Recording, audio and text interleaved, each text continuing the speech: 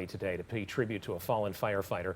In just the last few minutes, a procession from Rainsville to Crossville wrapped up with every fire department in the county taking part. Cole Richards died Friday while changing a tire on the side of I-59.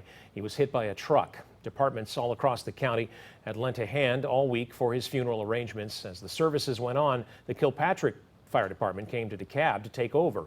Way 31 asked them if they'd rather be at the funeral. They told us no, because they believe Cole Richards would want them here, keeping his people safe. I've seen departments from across Dekalb County come here to lend a hand all week. As the service went on, the Kilpatrick Department manned the station. I asked their firefighters if they would have rather been to the funeral service. They told me no, because Richards would have wanted them here, protecting their people. This is a true brotherhood.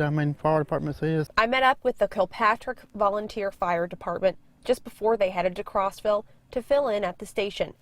Kilpatrick and Crossville are just 8 minutes apart and often work together on calls. Each person I talked with had a memory. I kind of looked up to him a good bit, you know. He was always one I was looking for when we was on a structure fire.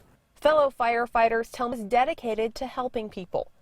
Someone you could always count on. He didn't miss no calls. He'd drop whatever you're doing and take off and go. That's why it was so important to them to lend a hand while Richard's fellow Crossville firefighters attended his funeral.